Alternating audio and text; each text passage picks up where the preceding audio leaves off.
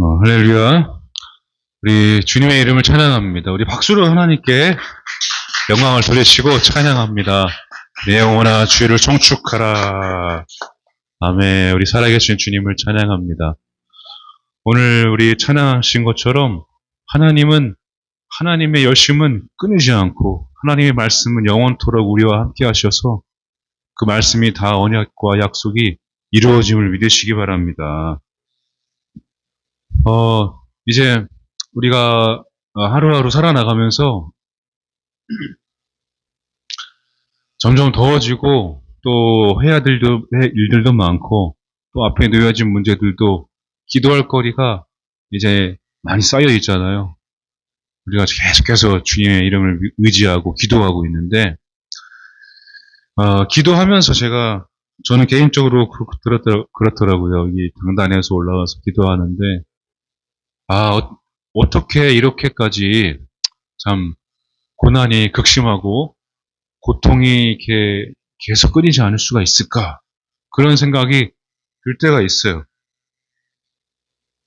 그런데 성경을 읽어보면은 성경에서 하나님께서 지명하여 부르셨던 그런 성경의 인물들은 고난이 없었던 사람은 아무도 없었더라고요.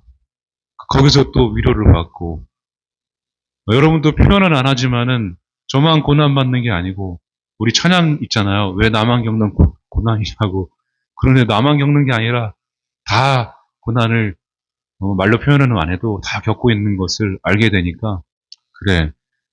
하나님께서 그럼에도 불구하고 이 고난 중에도 포기하지 않고 걸어가게 하시니 참 감사하다. 그런 생각을 많이 해봅니다. 그러면서도 한편으로는 근데 왜 이런 고난을 주실까? 그런 생각을 또 하기도 해요. 그래서 어느 날 또 이런 고난이 언제까지 지속되는 걸까? 그런 생각이 드는데, 이번 주에 제가 이제 말씀을 읽으면서, 말씀을 준비하면서 말씀을 쭉 읽고 있는데, 하나님께서 말씀을 해주셨어요. 오늘 본문을 먼저 읽도록 하겠습니다. 요한복음 6장 48절, 58절까지 말씀입니다. 화면에 나오고 있죠? 다 같이 우리 한 목소리로 읽도록 하겠습니다. 시작. 내가 곧 생명의 떡이니라. 너희 조상들은 광야에서 만나를 먹었어도 죽었거니와 이는 하늘에서 내려오는 떡이니 사람으로 하여금 먹고 죽지 아니하게 하는 것이니라. 나는 하늘에서 내려온 살아있는 떡이니 사람이 이 떡을 먹으면 영생하리라.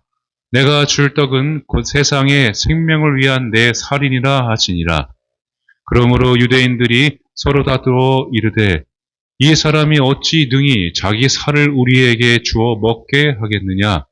예수께서 이르시되 내가 진실로 진실로 너희에게 이르노니 인자의 살을 먹지 아니하고 인자의 피를 마시지 아니하면 너희 속에 생명이 없느니라. 내 살을 먹고 내 피를 마시는 자는 영생을 가졌고 마지막 날에 내가 그를 다시 살리리니 내 살은 참된 양식이요 내 피는 참된 음료로다. 내 살을 먹고 내 피를 마시는 자는 내 안에 거하고 나도 그의 안에 거하나니 살아계신 아버지께서 나를 보내심에 내가 아버지로 말미암아 사는 것 같이 나를 먹는 그 사람도 나로 말미암아 살리라. 이것은 하늘에서 내려온 떡이니 조상들이 먹고도 죽은 그것과 같지 아니하여 이 떡을 먹는 자는 영원히 살리라. 아멘. 말씀을 읽는데 이 말씀이 오병이어 이후에 예수님이 무리들이 너무 많아지니까 예수님이 제자들을 먼저 갈릴리 바다 건너편으로 보내고 예수님도 또 이 무리들을 피해서 제자들이 있는 곳으로 왔어요. 그런데 이 무리들이 끝까지 예수님 어디 갔지 찾으면서 배를 타고 갈릴리 바다를 건너서 막 쫓아온 거예요. 그러면서 만났을 때 예수님께서 오늘 이 말씀을 해주셨어요. 이 말씀을 하시는데 결정적으로 이 말씀을 한 이후에 그 수많은 무리들이 다 떠납니다. 다 떨어져요. 예수님이 우리가 보기에는, 제가 보기에도, 이 정도면은 이스라엘 나라를 하나의 왕권을 세울 수가 있겠다 싶을 정도로 이스라엘 그 북부, 중부, 남부 지역에 수많은 사람들이 예수님을 따라왔어요. 근데 예수님이 도망갔잖아요. 이 무리를 피해서. 이 정도면은 무리를 통해서 왕권을, 나라를 세울 수 있는데 예수님께서 저 말씀을 하심으로 말미암아 그 무리들이 다 떠나갔습니다. 그래서 나중에 진짜 12제자들한테 너희들도 12제자들이 이 말이 정말 어렵다. 누가 이 말을 해석할 수 있을까? 예수님이 지금 말씀하신 거를. 그러니까 예수님이 뭐라고 말씀하셨냐면은 그러면 너희들이 이제 수군대는 걸 보니까 그러면 너희들도 나를 떠나겠느냐? 이렇게 물어봐요. 그때 또 대사가 많은 사람 있죠? 12제자 중에 대사가 제일 많은 제자가 베드로가 영생의 떡이 영생의 말씀이 여기 있는데 우리가 누구를 떠나겠습니까? 그렇게 또 고백을 하면서 예수님이 계속해서 이 말씀을 이어서 합니다. 제가 이 말씀을 내 고난 중에 어떻게 이렇게 고난이 지속될까, 극심할까, 그러면서 이 말씀은 있는데 예수님은 그것보다 내가 겪는 것보다 더 많은 그 말로 표현할 수 없는 고통을 겪었더라고요. 이 떡과 살, 그리고 음료에 대해서 이야기하시는데 우리 성찬식 하잖아요. 성찬식 할 때 쓰는 이 말씀도 여기 이런 말씀인데 사실은 우리가 그걸 누리는데 예수님께서 흘리신 피이고 예수님께서 뜯겨나간 그런 살이잖아요. 얼마나 이 자리, 그 십자가에 오기까지 고통스럽고 이 고난을 오죽했으면은 어떻게 엘리 라마 사박다니 하나님 어찌 나를 이렇게 버리십니까? 라고 막 울부짖으면서 예수님 십자가에서 눈물을 울부짖으셨잖아요. 그걸 생각하니까 내가 겪는 고난이 아무것도 아니다. 그런데 제가 결론을 내렸어요. 내가 겪는 고난은 사실 예수님의 고난이다. 그러니까 이 고난을 제가 예수님한테 그냥 돌렸어요. 내 고난은 예수님의 고난이다. 이렇게 스스로 그냥 단정을 짓고 고난을 예수님께로 떠나보냈습니다. 떠나보내니까 아무것도 아닌 것 같은데 갑자기 마음이 살짝 가벼워지더라고요. 그러면서 제가 이 요한복음 13장 8절의 말씀을 읽는데 이게 참 예수님이 음성을 제가 들었습니다. 한번 읽어볼까요? 베드로가 이르되 내 발을 절대로 씻지 못하시리이다. 예수께서 대답하시되 내가 너를 씻어주지 아니하면 네가 나와 상관이 없느니라. 아멘. 자, 이 말씀을 읽는데 이게 예수님께서 직접 잡히시기 전에 이 제자들의 발을 씻기시는 장면이에요. 이스라엘 그때 당시에 발을 씻기는다는 것은 종이 하는 일이에요. 종이 주인이 오면은 종의 발을 씻겨주는 거예요. 근데 예수님이 직접 허리를 동여매시고 수건을 들고 제자들의 발을 씻겨주십니다. 얼마나 참 부러웠겠습니까? 그런데 이 발을 씻는다는 의미가 굉장히 중요해요. 제가 이 터키 소아시아 성지순례를 가보니까 이슬람 사원이 굉장히 많잖아요. 이슬람 사원 옆에 꼭 하나 있는 게 반드시 어디 가나 있는 게 있어요. 이게 뭐냐면은 수도가 이게 근데 나는 손 씻는 건 줄 알았더니 전부 다 발을 씻더라고요. 발을 씻어 자기 막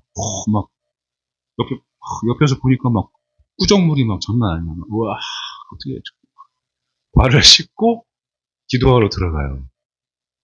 근데 예수님께서 직접 발을 씻겨주시는데 이 발을 씻겨준다는 의미가 굉장히 우리한테는 좋은데 이제 내가 본을 보인 거에 예수님 직접 말씀하셨어요. 내가 이 땅에 온 거는 너희를 섬기는 자로 내가 왔다. 너희들 이와 같이 하라고 하신 건데 제가 여기서 딱 멈췄던 대목은 네가 나와 상관이 없느니라.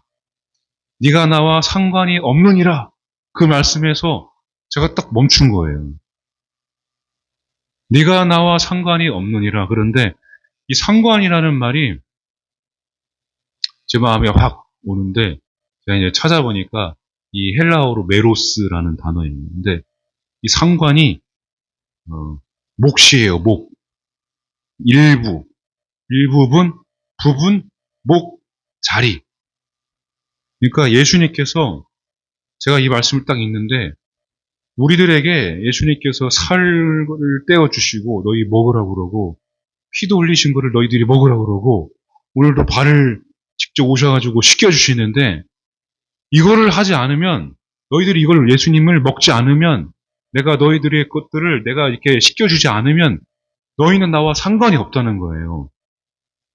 이 말이 아무것도 아닌 것 같은데 저에게는 이제 큰 충격으로 막 음성으로 막 들려지기 시작했어요. 그냥 계속 말씀을 찾고 막 말씀을 보는데 하나님이 예수님을 통해서 저에게 계속 그 살 있잖아요. 살을 막 뜯어서 계속 먹여주시는 거예요. 먹여주시는. 저는 저의 고난을 예수님께 돌려드렸는데 아까 말씀드렸더니 이 고난이 정말로 언제까지 해야 됩니까 하면서 제 고난을 예수님께로 확 돌렸어요. 어떻게 보면 이게 나는 나 잘못이 없다. 나는 예수님 믿는 것밖에 없는데 나는 예수님 따라간 것밖에 없는데 그런 차원에서도 제 고난을 예수님께 돌린 거예요. 회피 어떻게 보면. 근데 예수님은 그거를 이 살과 피를 나에게 주시면서 발을 씻겨주시면서 이거를 내 일부분을 네가 가지고 있어야 그 고난이 그 피가 그 살이 너에게 있어야 네가 나와 상관이 있다는 말씀을 해주시는 거예요. 나는 고난을 떠나보냈는데 그게 아니다. 일부분이 몫이 있어야 된다는 것입니다. 일부분의 몫이, 일부분이 나에게 너희들이 예수의 흔적이 있어야 나의 그 생명의 흔적이 있어야 네가 나와 상관이 있다. 그렇게 이야기를 하시는 거예요. 그러니까 여러분 예수님 믿는다는 거, 예수님께 속해 있다는 거, 예수님을 바라본다는 거, 예수님과 함께 한다는 거, 예수님과 동행한다는 거는 이 땅에서 내가 뭔가 큰 것을 내가 누리기 위한 것이 아니라 예수님께서는 자기의 모든 것을 들여서 자기의 모든 살과 피를 흘려서 나한테 먹여주심으로 말미암아 네가 나와 함께 하자는 것을 예수님은 끝까지 변치 않게 지키시려고 십자가에 죽으신 거예요. 그러니까 이 땅에서 너희들이 물론 뭐 잘 살고 우리가 아무 걱정 없이 사는 것도 좋은데 예수님은 그게 목적이 아니라 내가 너에게 이 살과 피를 내가 줄 테니까 내가 너에게 발을 씻겨줄 테니까 네가 나와 영원토록 함께 하자는 거를 예수님은 그 십자가에서 말씀으로써 언약으로서 약속으로서 영원토록 지켜주시려고 계속 저에게 여러분들에게 지금 말씀의 떡을 예배를 통해서 먹여주시는 거예요. 할렐루야. 그러니까 내 고난은 이게 고난으로 그냥 해서 고난으로 끝날 문제가 아니라 예수님과 같이 이렇게 걸어가고 끝까지 가면은 고난은 이제는 어느새 주님의 영광, 주님의 고난으로 인하여 받는 영광을 나는 누리고 내 고난은 그냥 주님이 가져가시는 거예요. 내 문제, 고난. 그러니까 여러분 오늘의 신앙생활에 여러분 우리 결론은 예수님이 고난받아서 십자가에서 죽으셔서 받을 영광을 내가 받고 내가 즐거워하는 것입니다. 그게 하나님은 목적이셨고 하나님의 열심은 그래서 조금 더뎌도 조금 기다려야 돼도 반드시 내가 그 열심으로 네가 너희를 내 주인의 즐거움에 참여하도록 영광을 누리도록 내 살과 피를 너희들에게 끝까지 먹여주겠다. 포기하지만 말아라. 네가 나와 그래서 상관이 있을 수 있게 계속 관계가 있을 수 있게 계속 동행할 수 있게 언제든지 와라. 언제든지 네가 눈물을 흘리고 언제든지 네가 포기하고 싶다고 얘기하더라도 나는 너를 포기하지 않겠다. 그렇게 계속 이야기를 해주시는 거예요.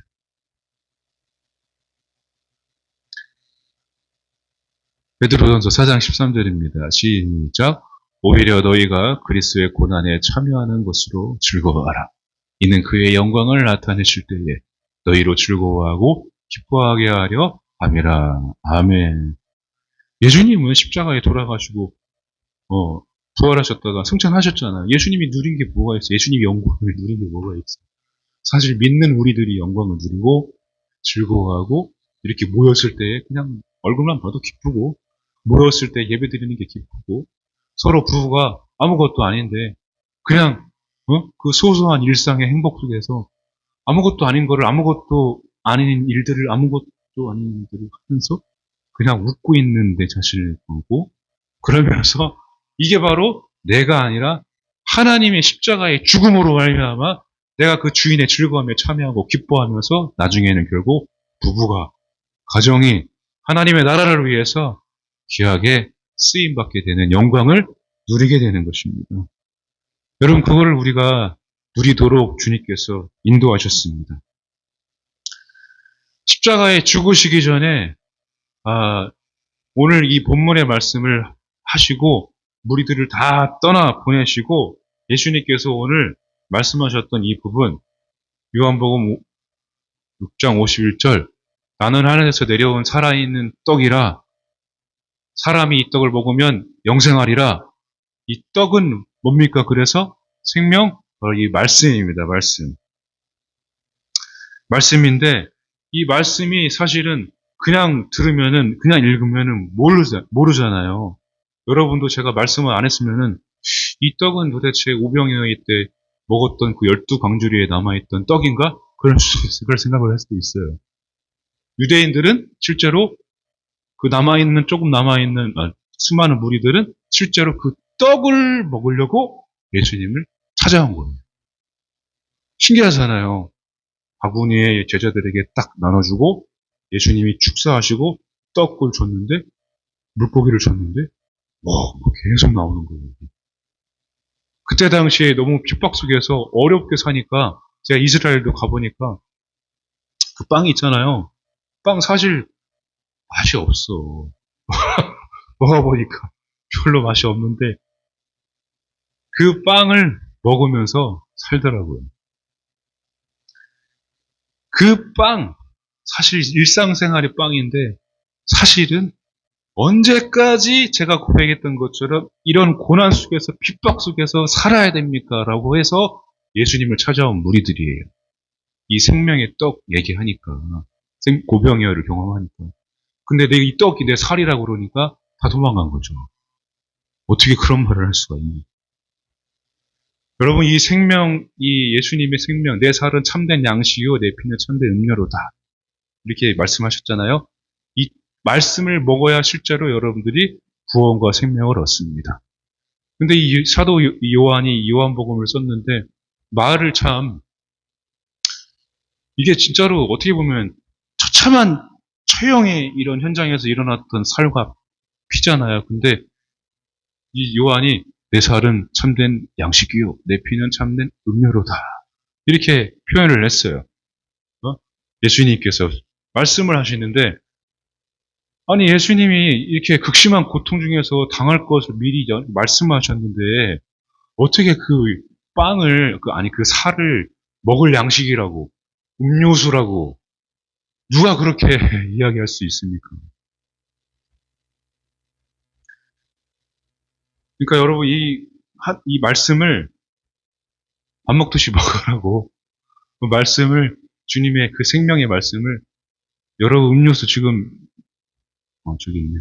물 먹듯이 여러분 마시라고 마셔야 먹어야 살듯이 영도 먹어야 마셔야 산다는 것을 예수님께서 비유로 자기를 빗대어서 십자가의 죽음을 미리 예언하시면서 말씀하신 거예요. 끔찍한 얘기인데 우리가 다르게 더 믿음으로 돌려서 이렇게 생각을 하면은 이거는 일상에서 내가 먹는 양식인데 영의 양식은 말씀이다. 예배다. 이렇게 생각하고 이거를 보시면은 지금 내가 내 안에서 이런 생명이 말씀 읽을 때 살아난다는 거를 알고 계속 이렇게 말씀을 가까이 하면 되는 것입니다. 우리 여러분 좋아하세요? 연어? 연어 비싸더라고요, 요즘에. 제가 이제 뷔페집 가면 제일 먼저 연어를 먹습니다. 연어가 제일 먼저 없어요. 연어를 좋아하는데, 이 살 하면은 그냥 어김없이 이 연어가 생각이 나요. 물고기 중에서 모성애가 제일 강한 물고기가 연어예요, 연어. 연어는, 한 6cm 이제 하천에서 나와가지고 6cm 자라면은, 어, 바다로 나갑니다. 바다로 나가서 한 3년에서 5년 이제 자라요. 자라면은, 산란기가 되면은 다시 부화한 그 자리로 돌아와요. 연어만 그래요. 모천회기. 자기가 낳은 그 자리에 꼭 와요. 되게 신기하죠? 그게, 어떻게 해서 먼 바다에서부터 이 암수가 자기가 낳은 그 자리로 돌아오는지 몰라요. 그런데 오면서 물을 거슬러 오잖아요. 거슬러 오면서 제일 먼저 바뀌는 게 이 몸의 형태가 바뀌어요. 물고기가, 연어가. 막 허리가 굽고 막 턱뼈가 내려오고 그리고 물살을 받으면서 뭐 또 사람들이 막 쳐는 그물망 있잖아요. 그런 것들 때문에 죽기도 하고 죽고 살이 뜯기고 몸이 변형되고 그래서 나중에 그 하천에 딱 돌아와서 수정을 하고 알을 낳으면은 아빠는 죽고 새끼들을 낳은 다음에 연어 새끼들은 엄마의 살을 뜯어먹어. 먹을 게 구하기가 힘들어서. 근데 엄마는 그래서 최후를 맞이합니다. 그냥 그 살과 피에 대해서 얘기하려고 제가 말씀드리는 거예요. 부성애가 제일 강한 물고기가 있어요. 부성애. 가시고기인데, 큰 가시고기. 이제 우리 아빠 존경합니다. 지금 아내분들 박수를 쳐요. 너무 좀 현찮게 치고 있어요, 지금. 아빠, 부성애가 제일 강한 물고기. 큰 가시고기. 책도 있잖아요. 아, 근데 이 큰 가시고기도 똑같아요, 연어랑. 좀 자라면은 바다로 갔다가 다시 하천으로 오는데 그냥 민물로 와요. 민물로 와서 암수가 옵니다. 와가지고 이 암수가 민물에 한 일주일 열을 적응을 한 다음에 수컷이 새끼를 낳을 둥지를 만들어요. 열심히 만들어요. 그럼 암컷은 뭐 할까요? 옆에서 구경합니다. 딱 구경하고 그럼 수컷이 수정을 하고 알을 그 둥지에 딱 낳잖아요. 그러면은 수컷이 그때부터 바빠지기 시작합니다. 그러면 암컷은 뭐 할까요? 암컷은 그냥 떠나요. 큰 가시고기. 엄마는 알을 낳고 유유히 나는 할 일을 했다. 떠납니다. 그때인데 수컷이 혼자 남아가지고 그 둥지를 지켜요. 그 둥지에 이제 알이 부화하기까지 5일 동안 이 알이 새물이 막 들어오도록 또 침입자가 오지 않도록 지느러미를 쉬지 않고 계속 하면서 새물을 막 유입합니다. 둥지에다가 아빠가 기입하고 새끼가 5일 후에 부화를 해요. 부화를 하는데 나가면은 죽으니까 둥지에서 나가면은 물어다가 또 둥지에 집어넣고 물어다가 둥지에 집어넣고 계속 그 일을 합니다. 그래서 좀 자라잖아요. 자라서 나갈 때까지 마지막 한 마리 새끼가 나갈 때까지 수컷은 지킵니다. 그게 한 15일이 돼요. 근데 15일 동안 아무것도 안 먹고 그 새끼들만 지키다가 그 자리에서 이 큰 가시고기는 죽습니다. 죽고 또 어떻게 될까요? 새끼들이 나갔다가 먹을 게 없어서 자기 아비의 슬픔을 위로하기 위해서 장례를 치르기 위해서 온 게 아니라 자기 아버지의 살을 또 먹습니다. 부성애가 가장 강한 물고기. 예수님의 살과 피를 이야기하려고 하는 가물치 알죠? 가물치. 가물치 물고기들을 이제 해와봤는데 커요.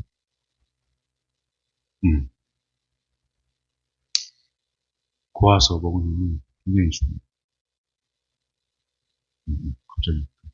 예, 가물치는 왜 그러냐면은, 가물치는 아이를 낳잖아요. 새끼를 한 1000마리 이상 알을 낳아요. 알을 낳는데, 알을 낳으면부터 눈이 실명이 돼요. 눈이 실명이 돼서, 이 새끼들이 부화하고, 엄마가 눈을 못 뜨잖아요. 그래서 엄마 입속으로 얘네들이 엄마를 살리려고 못 먹으니까 다 들어가요. 한 마리씩, 한 마리씩. 들어가고, 엄마가 눈을 뜰 때는 그 1000마리에서 한 10분의 1, 100마리가 나와요. 그래서 눈을 딱 떴을 때는 이제 새끼들 10분의 1만 남습니다. 그거 되게 신기하죠. 우리 자녀들이잖아요, 자녀. 그러니까 부모, 자녀예요. 예수님의 살과 피. 이게 참 엄청납니다. 그리고 까마귀도 알죠? 까마귀는 새끼를 낳으면 60일 동안 어미가 까마귀 새끼에게 먹이를 확 불어주고, 그 다음에 60일 동안에는 새끼가 어미에게 먹이를 물어다 줍니다. 이 동물들이 참 부모 자식 간에 참 좋은 관계를 유지하는 물고기 동물들도 있어요. 근데 오늘 이 연어, 그 큰 가시고기를 보면서 제가 이제 떠오르더라고요. 그래서 이 살과 살을 이렇게 뜯어 먹으면서 자라왔는데, 우리가 살면서 여러분, 가족이 아니더라도 그 사람 있잖아요. 직장이나 사업장이나 어떤 사람을 만나도 그 사람하고 밥 한 번 먹고 그 사람하고 몇 번 지내고 이야기를 하다 보면은 그 사람의 인생이 나에게 영향을 미쳐요. 나도 그 사람에게 영향을 미칩니다. 근데 부모 자식 간에는 또 어떻겠습니까? 얼마나 큰 영향을 미치겠어요. 그러니까 이 자식들은 부모의 살과 피를 먹고 자라는 거예요. 그러니까 아이들은 누굴 닮아요? 부모를 닮는 거예요. 그러면은 부모는 어떻게든 아이들에게 더 좋은 걸 해주려고 하고 싶지만 못 해주죠. 한계가 있으니까. 근데 예수님은 한계가 없으신 분이고, 우리도 예수님의 살과 피, 네가 나와 상관이 없겠느니라. 예수님의 그 살과 피를 내가 먹고 자라는 자들은 예수님과 관계가 있고, 부모는 못하지만 예수님은 하실 수 있는 것을 우리는 다 누립니다. 예수님의 살과 피, 연어, 큰 거, 가시고기 다 끝나지만, 부모 자식 간에도 다 끝나지만 예수님과 우리의 관계는 끝나지 않습니다. 영생이 있습니다. 영생이. 영원히 사는 선물을 우리에게 주셨어요. 또 그 살과 피, 너희들이 오늘 이 자리에서 예배드리고 말씀의 떡을 먹는 거, 내 피를 마시는 거, 이 고난이 극심하더라도 그 고난의 살을 먹어라. 내 살을 먹어라. 내 피를 마셔라. 나를 닮아라 그래서. 그렇게 살아가라고. 그래서 영광을 누리라고 말씀을 해주시는 거예요. 우리의 인생이 그렇습니다, 여러분. 누구를 만나냐, 누구에게 속해 있느냐에 따라서, 그래서 그 사람의 살과 피를 먹기 때문에 그 사람의 인생에 쓴 것을 나도 먹을 수도 있기 때문에 나도 인생에 쓸 수가 있다는 거예요. 그러나 그 사람이 단 사람 있죠? 긍정적인 사람은 긍정을 막 먹으면은, 나도 긍정을 주면은 서로 긍정적인 효과, 시너지 효과가 나는 것입니다. 예수님은 실제로 내가 예수님을 먹으면, 말씀을 먹으면, 예배를 드리면 여러분 영광과 여기 다 살아나는 줄로 믿으시기 바랍니다. 하나님께서 오늘 영의 양식을 여러분들에게 계속 하늘 양식을 막 부어주고 계세요. 출애굽에서 광야 때 하늘에서 주신 그 만나는 먹으면 다 죽었어요. 먹어도. 그러나 오늘 여러분들이 먹는 이 말씀의 양식은 먹어도 배가 부르지 않고, 먹어도 죽지 않고 영원한 생명의 말씀인 줄 믿으시기 바랍니다. 여기는 지성소지만은 여러분, 이 성소 예전에 성막에는 떡상이라는 게 있었어요. 떡상, 지성소 앞에. 그래서 이 말씀 잠깐 볼까요? 출애굽기 25장 30절, 상위에 진설병을 두어 항상 내 앞에 있게 할지니라. 이 떡상이라는 단어 요즘 많이 쓰죠.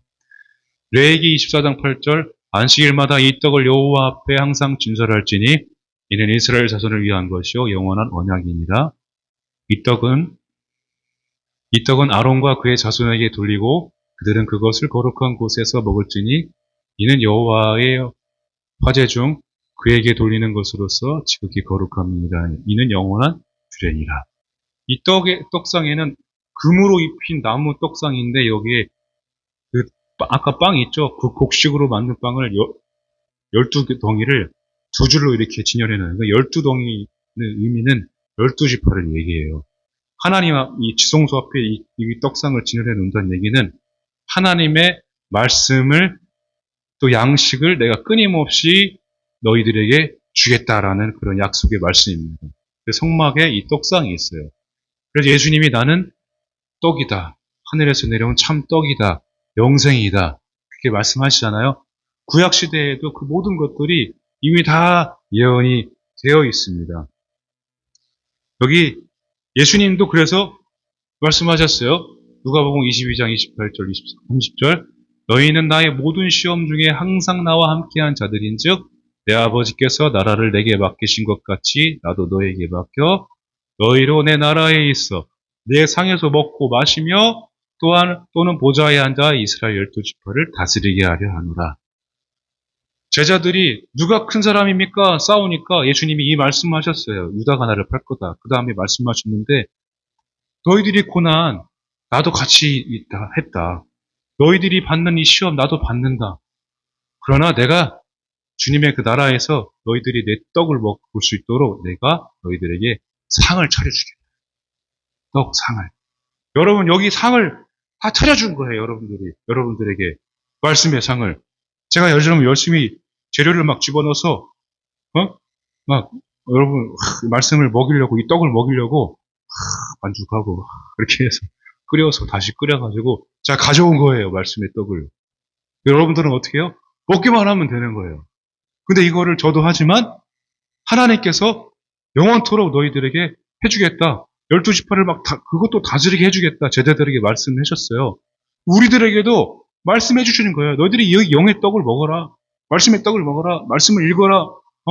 이 영의 떡을 먹으면 너희도 바로 이 12제자와 같이 너희도 많은 사람들 다스리고 주의 목전에서 상을 차려주시니까 이 축복의 이 하나님의 놀라운 은혜를 너희들이 누려라. 이 말씀을 하시는 것입니다. 할렐루야. 그래서 예수님 이 고난 여러분 우리가 그냥 한탄만 할 게 아니라 주님께서 내 원수의 목전에서 내게 상을 차려주시고 기름을 내 머리에 부으셨으니 내 잔이 넘치나이다. 말씀하신 것처럼 여러분 예수님과 가까이 하고 예수님의 말씀을 먹고 그러면은 이 고난은 내 고난이 아니라 예수님께서 그 고난을 다 가져가시고 예수님 고난을 통한 그 영광을 나에게 누리게 하시고 주인의 즐거움에 참여하게 하시고 여러분들이 바로 12제자와들과 같이 이 땅을 다스리고 내 가정을 다스리고 여러분 내 자녀들을 다스릴 수 있게 여러분들에게 큰 은사와 축복을 내려주실 것입니다. 그거를 예수님께서 다 주신 것입니다. 받아 먹으면 됩니다. 받아 먹으면. 오늘 여러분 기도하실 때 낙심은 다 버리시고 예수님의 살과 피를 먹으시기 바랍니다. 예수님 내게 상을 차려주소서. 제가 먹겠나이다. 이 영원한 주님의 말씀을 제가 따라가겠나이다. 내 인생에 이 영월 양식뿐만 아니라 영의 양식으로 내 삶이 풍성해지게 해달라고 내 자녀들이 그렇게 풍성해지게 해달라고 간절히 찬양하고 기도하시기 바랍니다.